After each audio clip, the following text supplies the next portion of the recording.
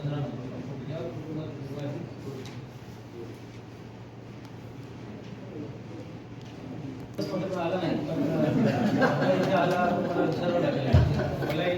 2000 पासून ते 8 मे या कालावधीमध्ये चार्ज अधिकारी या स्तरावर देण्यात येणार आहे.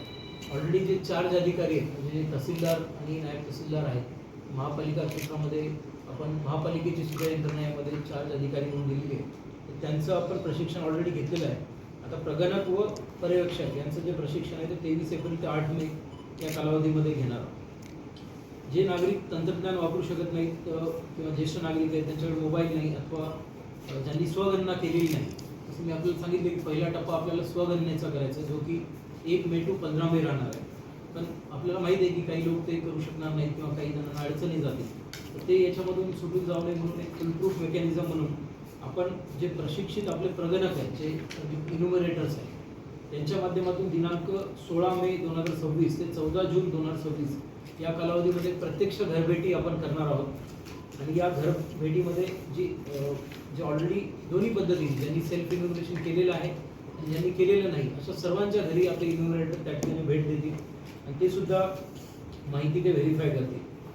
आपण इथे सर्व पत्रकार बांधवांची एक प्रेस कॉन्फरन्स इथे आपण आयोजित केली होती आणि या प्रेस कॉन्फरन्सद्वारे आपण सर्व अमरावती जिल्ह्यातील नागरिकांना हे जी जनगणना आता जी होणार आहे आपली त्याच्याबद्दल आपल्या सर्वांना अवगत करवण्यासाठी ही प्रेस कॉन्फरन्स आपण घेण्यात आलेली आहे. आज आपल्या सर्वांना माहिती आहे की आता एक भारत शासनाचे जे शासन राजपत्र दिनांक 30/6/2025 अन्वये भारताची जी जनसंख्या आहे त्याची जनगणना वर्ष 2027 करण्याचा निर्णय हा जाहीर झालेला आहे.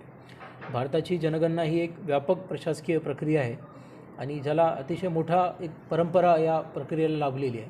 आणि या जनगणनेच्या आधारे जे काही आपल्याला माहिती आपल्यासमोर येत असते त्या माहितीचा वापर हा अनेक योजनांच्या त्या ठिकाणी योजना बनवण्यासाठी किंवा योजनांच्या इम्प्लिमेंटेशनसाठी हा होत असतो. त्यामुळे ही जी जनगणनेची जी काही एक्सरसाइज आहे जनगणनेचा जो कार्यक्रम आहे हा अतिशय महत्त्वाचा असा कार्यक्रम आहे आणि तो सेन्सस ॲक्ट जो आहे त्याच्या अंतर्गत हा सर्व होत असतो.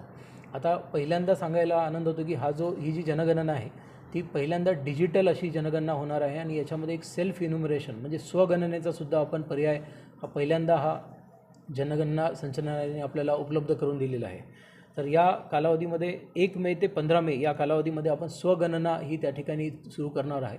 स्वगणना म्हणजे काय तर जे सेन्ससचं आपल्याला एक census.gov.in या वेबसाईटवर जाऊन आपल्याला कुटुंब प्रमुख या नात्याने त्या ठिकाणी आपल्या कुटुंबाची माहिती ही स्वतः भरण्याचा एक प्रकारे एक संधी यामध्ये आपल्याला मिळालेली आहे. त्याला आपण सेल्फ इन्युमरेशन किंवा स्वगणना असे म्हणू. तर हे संपूर्ण जिल्ह्यामध्ये ही प्रक्रिया 1 मे 2026 ते 15 मे 2026 अशा पद्धतीने चालू होणार आहे.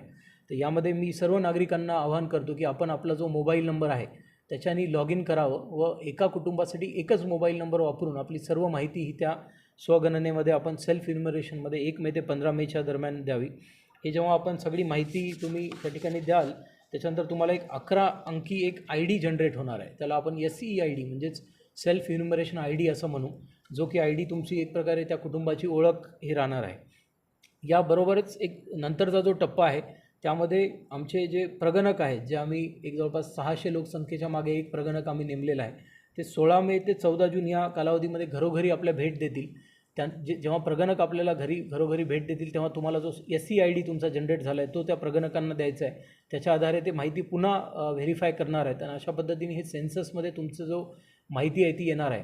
तर माझं या आपल्या सर्व मीडियाच्या माध्यमातून सर्व आपल्या पत्रकार बांधवांच्या माध्यमातून मला सर्व नागरिकांना आवाहन करायचं आहे की या सेन्ससमध्ये पहिल्यांदा या डिजिटल सेन्ससमध्ये जे आपलं सेल्फ इन्युमरेशनचा स्वगणनेचा आपल्याला जे संधी उपलब्ध झालेली आहे त्याचा सर्वांनी लाभ घ्यावा व 1 मे ते 15 मे या दरम्यान अतिशय व्यापक स्वरूपात आम्हीसुद्धा आपल्यापर्यंत पोहोचणार आहेत. पण आपण सुद्धा जागरूकतेने आपली सर्वांची माहिती कुटुंबाची माहिती याच्यामध्ये टाकावी जेणेकरून जनगणनेचं हे जे राष्ट्रीय कर्तव्य आहे याच्यामध्ये सर्वांचा आपला हातभार लागणार आहे.